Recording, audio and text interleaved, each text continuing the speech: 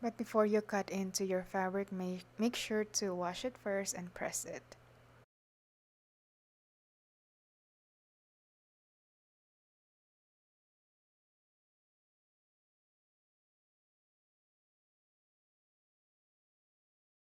Now I am cutting out the back patterns, and like earlier, I am going to be just tracing out the bodice. I adjusted the shoulders and the back neck.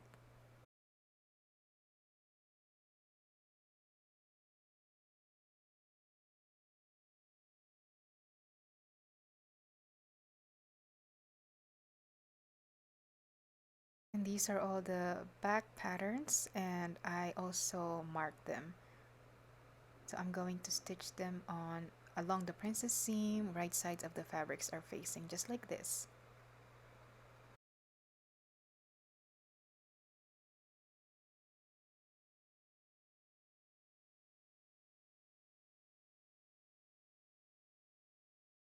Sewing a princess seam is very tricky, that's why I'm doing this prep. First, I am going to clip the curves. Then I'm going to sew along a gather stitch so I can easily ease it in along the curve, and I did the same thing for the side fronts. I like to match the ends first and then just kind of ease in the fabric, making sure that the curves are all lined up.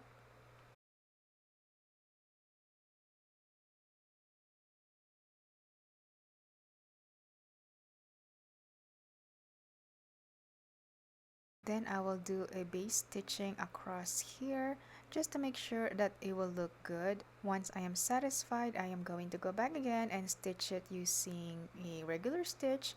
Then I am going to press it. And I also finished the edges using a serger. And I did the exact same thing for the back bodice. For the back, I finished it using a serger just because I wanted to try if it's actually a lot easier and if it's gonna give me the same result. And voila, it is the same result and it was so much easier. So if you have a serger, just do this on the serger. Just be sure to give it about 3/8 of an inch seam allowance on the princess seams. I am now going to be working on the skirt. So this is just a simple A-line skirt, and I have a tutorial on how to draft this. I will also add pockets to this dress. Oh my goodness, I love them so much. The skirt is going to have light gathers along the waistline, so I'm going to stitch across here, and then I am going to mark where I'm going to place the pocket. So that is 2 inches down from the waistline. I place the pocket pieces on the correct side of the fabric, and I'm going to stitch it using a 1/4 of an inch seam allowance. Right sides of the fabrics are facing.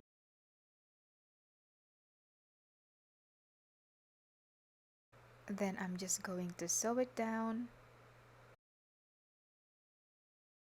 Then I flip the pocket over and I am going to understitch it.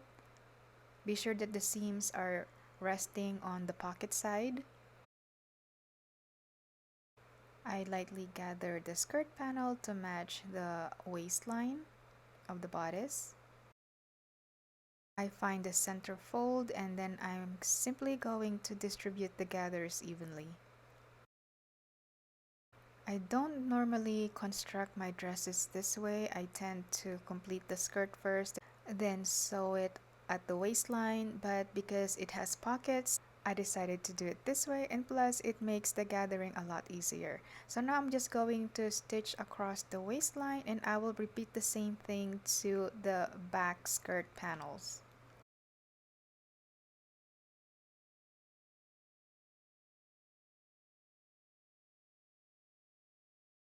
Now it's time to join the panels together at the shoulder seams and the side seams. Right sides of the fabrics are facing. Now when you are sewing along the side seam, make sure to go around the pocket.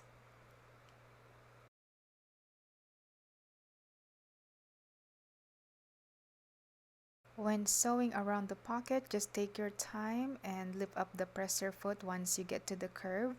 Then pivot the fabric and continue on sewing all the way down to the hemline.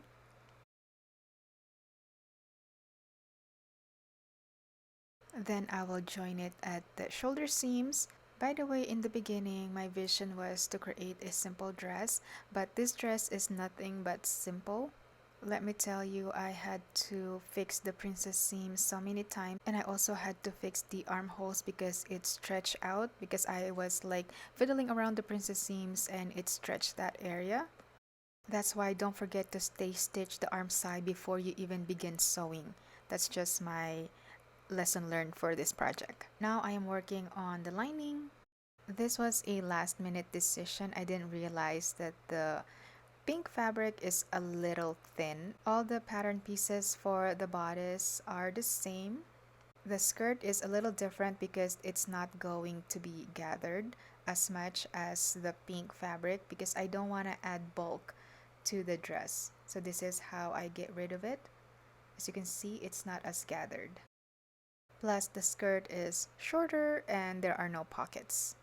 But the construction are the same. Bonus for adding lining is finishing the neckline is super easy. Now I have two dresses here. By the way, the lining is 100% cotton and it was my old bedsheet. I stitched the invisible zipper first. I have a tutorial on how to do this. I'm just going to have it linked in the description box below. Then I match the dresses at the neckline. Right sides of the fabrics are facing, then stitch across. Then I trim off seam allowances and clip the curves. Then I'm going to flip it over so I can understitch the lining so it will stay inside the dress. Look at that, the neckline is perfection. I love it so much. I was really nervous about the U-neck because I never done that before, but this turned out better than I was expecting. I also understitched the lining to the seam. I pulled out the lining and I'm going to match the right sides right here. As you can see, I'm just going to encase the zipper tape inside of the dress and it's going to look flawless and professional looking. Then I'm going to stitch right across here until I can't anymore. Then I'm going to close the back seams. Okay, zipper reveal. Drum roll please. Guys, it looks stunning. If you're not adding lining to your garments, this is your sign. Next, I base stitch around the arm side so it'll be so much easier to finish it. I finished the arm side with a bias tape facing. I basically sew it in the round, then fold it twice and hand stitch it. So it will give me that seamless look. Then I finish the hemlines of the dress and this is the final dress. It turned out so cute. It turned out better than I was expecting. Thanks so much for watching until the end. I truly appreciate you. If you haven't subscribed, please do so. You can also follow me on Facebook, so Aldo DIY. I post sewing tutorials there real time.